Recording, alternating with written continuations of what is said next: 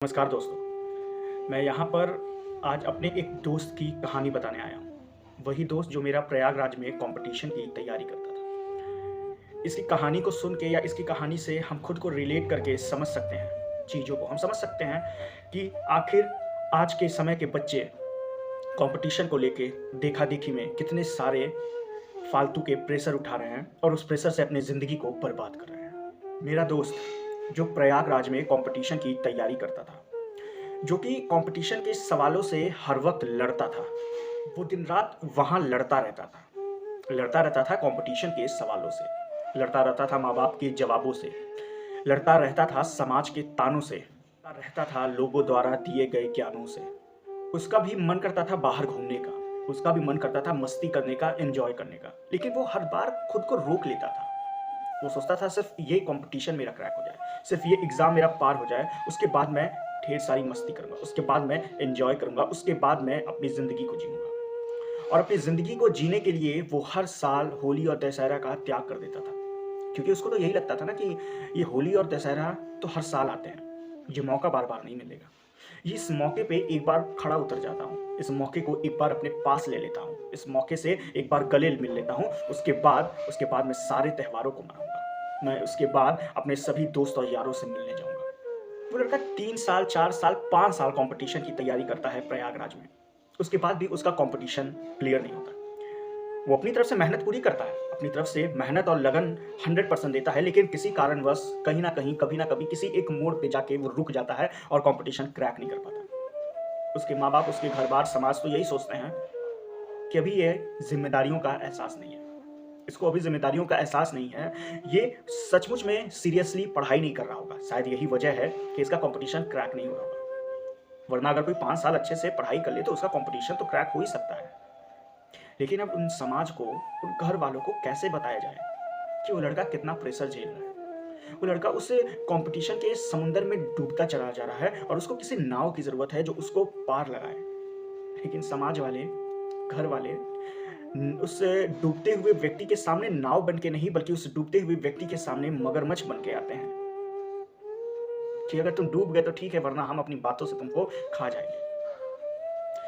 समाज वाले उसके माँ बाप को समझाएं कि तुम्हारे बेटे को ना जिम्मेदारियों का असर नहीं है, उसको जिम्मेदारियों का मतलब नहीं पता। एक काम करो, उसकी शादी करा।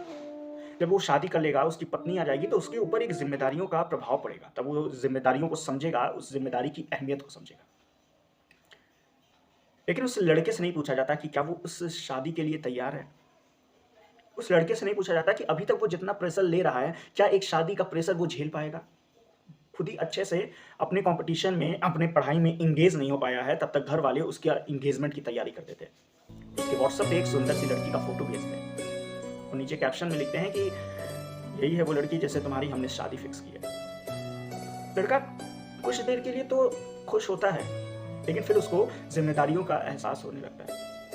फिर उसको अपने ऊपर एक प्रेशर फ़ील होने लगता है। उसको लगता है कि अभी तक तो मैं अकेला था, जैसे भी मन वैसे रहता था, जैसे भी मन वैसे खाता था, मन करता था तो खाता था, वरना रात को भूखे सो जाता था। लेकिन अब शादी के बाद ऐसा नहीं चलेगा। शादी के बाद अगर मुझे भूख नहीं है तो ठीक है, लेकिन सामने वाले को तो खिलाना पड़ेगा।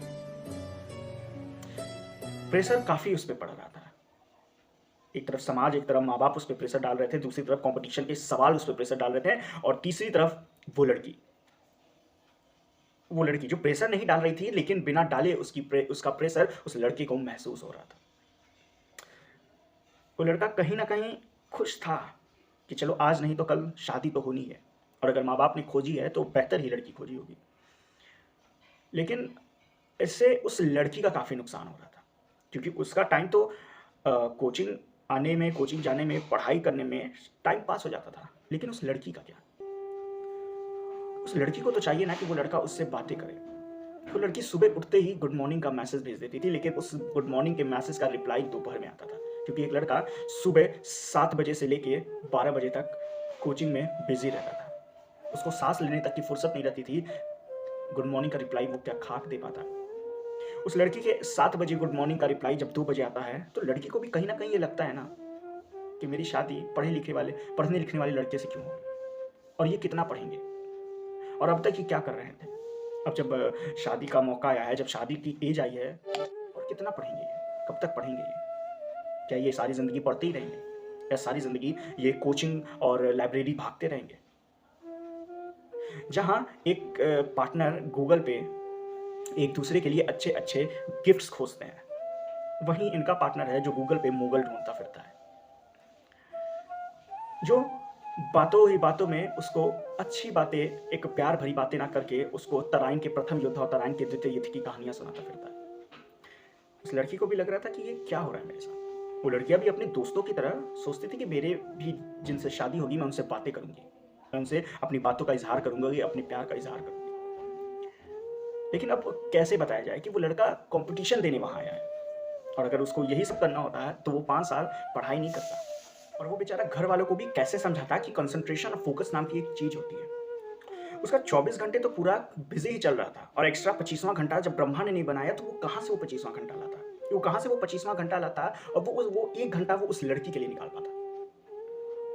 कोचिंग से आता है, कोचिंग से आते ही वो सबसे पहले अपने व्हाट्सएप को खोलता है कि उसका गुड मॉर्निंग का मैसेज आया होगा 2 गुलाब के साथ। उसके बाद रातों में उससे बातें करता है। वो अंदर ही अंदर ये समझता है कि मैं इससे बातें कर रहा हूँ, यहाँ भी मेरे टाइम वेस्ट हो रहा है, लेकिन फिर भी उसको करना है, उसको बातें करनी है क्योंकि सामने वाले की क्या गलती?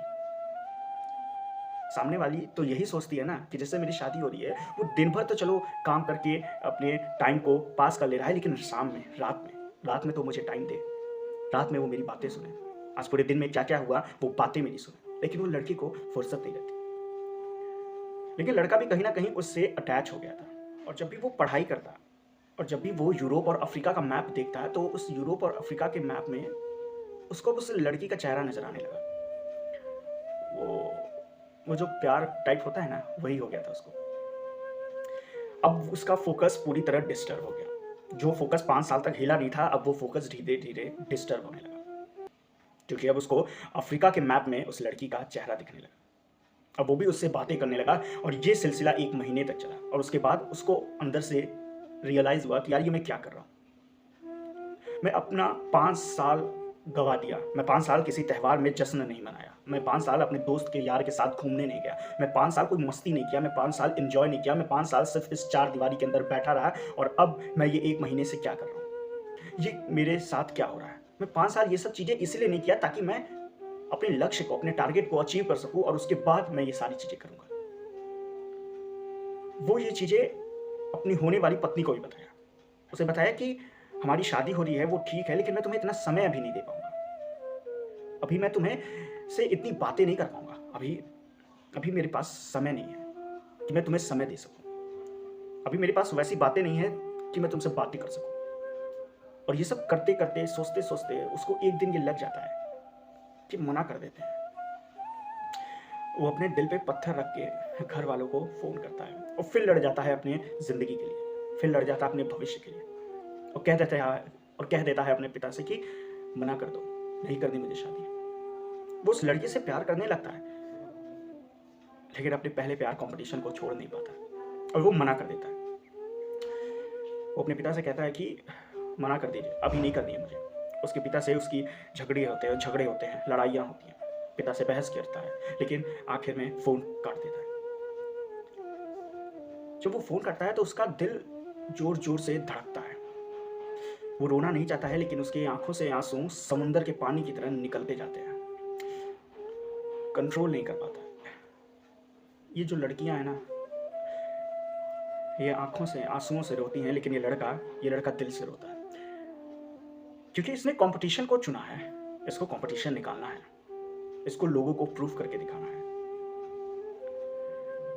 और फिर अगला दिन सुबह जब ये कोचिंग से वापस आता है, 1 बजे अपना मोबाइल ओपन करके व्हाट्सएप खोलता है, तो उसके व्हाट्सएप पे सन्नाटा छाया रहता है। वो जो गुड मॉर्निंग का मैसेज 7 साढ़े 7 बजे आ जाया करता था, वो गुड मॉर्निंग का मैसेज नहीं आता है। वो जो नंबर उसने सेव किया था जिसमें उस लड़की की तस्वीर दिखती थी, वो नंबर से अब तस्वीर भी नहीं दिखती। वो सब कुछ भूल जाता है, सब कुछ। लेकिन जब भी वो पढ़ने बैठता है ना, और जब भी वो अफ्रीका और यूरोप का मैप देखता है, तो उसमें उसे उस लड़की का चेहरा नज़र आता है। फ्रस्ट्रेट हो जाता है। उसको लगता है कि यार ये मैंने क्या कर दिया? ना मुझसे कॉम्पिटिशन ही नहीं निकल रहा है, ना कुछ हो रहा है। और अब तो मैंने उस लड़की का भी दिल तोड़ दिया। उस लड़की के साथ भी बदतमीजी कर दी। और ये सारे प्रेशर को लेके वो टूट जाता है और सिर्फ उसके सामने एक ही जरिया बचता है, खुद के खुशी के लिए खुदकुशी करना। क्योंकि वो इतना गम अब झेल नहीं पाता, इतना प्रेशर वो अब झेल नहीं पा रहा था। उसका दिल धड़क रहा था। वो जहाँ भी देखता था उसे उस लड़की की याद आती थी। वो जहाँ देखता था, लेकिन वो उस लड़की से शादी भी नहीं कर सकता था ना, क्योंकि वो उस लड़की को अपनी जैसी ज़िंदगी नहीं देना चाहता था। वो अपनी जैसी स्ट्रगलिंग ज़िंदगी उसको नहीं देना चाहता था। वो सोचता था कि उस लड़की की शादी जिससे हो वो कामयाब इंसान हो, ताकि उसको वो सारी सुख सुविधा मिले, क्योंकि वो लड़की काफ़ी अच्छी थी। और अंत में वो खुद के खुशी के लिए खुदकुशी कर लेता है और अपनी ज़िंदगी को, अपने प्रेशर को, अपने चीज़ों को 1 सेकंड के अंदर ख़त्म कर देता है। माँ बाप, घर बार, समाज जो उस पर प्रेशर देते थे, वो उसको दोबारा जिंदा नहीं कर सकते। जो माँ बाप समाज के इन्फ्लुएंस में आके अपने बच्चों को प्रेशर दे देते हैं, अब वो माँ बाप के पास रोने के अलावा और कोई चारा नहीं बचता। और यही है मेरे दोस्त की कहानी, जो आज से 2 साल पहले सुसाइड कर लिया, सिर्फ इसी कंपटीशन के प्रेशर में आके वो सुसाइड कर लिया। और ये चीज़ें जो 2 साल पहले हुई थी, ये मुझे आज इसलिए बतानी पड़ रही है। इसका मकसद इसलिए है क्योंकि मैं देख रहा हूँ आज भी माँ बाप अपने बच्चों पे प्रेशर डाल रहे हैं, और वो प्रेशर उनका देखा देखी वाला है कि अगर शर्मा जी का लड़का, अगर गुप्ता जी का लड़का, अगर सक्सेना जी का लड़का, अगर सिन्हा जी का लड़का बीटेक कर रहा है तो तुम्हें भी बीटेक ही करना है। अगर वो 8 लाख के पैकेज पे, 10 लाख के पैकेज पे, 5 लाख के पैकेज पे काम कर रहा है तो तुम्हें भी वो करना है। वो अपने बच्चों से नहीं पूछते कि आखिर बच्चे तुम्हें करना क्या है। वो बच्चों से नहीं पूछते हैं कि तुम्हें आखिर तुम्हारी ज़रूरत किस में, तुम्हारा इंटरेस्ट किस में। यहाँ पे जो भी जन्म लिया है सबकी मृत्यु तय है, और जो भी जन्म लिया है वो किसी ना किसी तरीके से, कैसे ना भी कैसे करके पैसे कमा लेगा। यहाँ बात सिर्फ पैसे कमाने की नहीं होती, यहाँ बात होती है उस व्यक्ति के खुशियों की, यहाँ बात होती है उस व्यक्ति के एंजॉयमेंट की। वरना पैसे तो कहीं से भी कमाए जाते हैं, और मुझे बताने की जरूरत नहीं है कि आज एक एक से ऐसी चीजें आ गई है जहां पे आपको भले इज्जत ना मिले, लेकिन पैसे, शोहरत, दौलत, ये सब मिलेगा। लेकिन एक इंसान को चाहिए क्या? एक इंसान को चाहिए हैप्पीनेस, एक इंसान को चाहिए रिस्पेक्ट। भले उसकी सैलरी कम हो, भले उसके पैसे कम हो। आप गौर करिएगा कि बड़े से बड़े अमीर व्यक्ति भी हरदम दुखी रहते हैं, खुद को अकेला महसूस करते हैं, लेकिन वहीं 15,000 20,000 रुपए कमाने वाले, साथ में रहने वाले व्यक्ति उनसे ज़्यादा खुश रहते हैं। उनके चेहरे पे उनसे ज़्यादा मुस्कान रहती है। तो छोटी छोटी बातों पे, छोटी छोटी जगहों पे खुशियाँ ढूंढते हैं ना, उनको दुखी कोई नहीं कर सकता। तो आप सबसे भी हाथ जोड़ के अनुरोध है, निवेदन है कि हर एक छोटे छोटे पल को एंजॉय करना सीखिए, मस्ती करना सीखिए। ये जो आपका, जैसे हम बचपन में करते थे, बचपन में हमें किसी बात की टेंशन नहीं रहती थी, हम मस्ती करते थे, वही चाहिए। वो कहते हैं ना कि जिसकी मस्ती जिंदा है उसकी हस्ती जिंदा है। तो अपने अंदर के जो बचपना है ना, उसको हमेशा हमेशा अपने दिल में लेके चलना चाहिए। मैं ये नहीं कह रहा हूँ कि आप अपनी जिम्मेदारियों से भाग जाइए, लेकिन अपने अंदर उस बचपना को लेके जाइए। वो बहुत काम देता है जिंदगी में, आपको प्रेशर झेलने, आपको एक सही राह दिखाने। और ये कहानी सुनाने का मेरा सिर्फ ये मकसद है कि जो लोग अभी भी अपने बच्चों को प्रेशर में डालते हैं, जो लोग अभी भी अपने बच्चों को दबाते हैं ना, उनसे हाथ जोड़ के निवेदन है, सिर्फ आप अपने बच्चे को एक राह दीजिए, एक रास्ता दीजिए जिस रास्ते पे वो चलना चाहता है। बाकी आप खुद देखेंगे कि वो अपनी ज़िंदगी को एक अच्छे तरीके से संवार लेगा, अपनी ज़िंदगी को बेहतर रूप से निखार लेगा। सिर्फ उसे मौका चाहिए और रास्ता। धन्यवाद।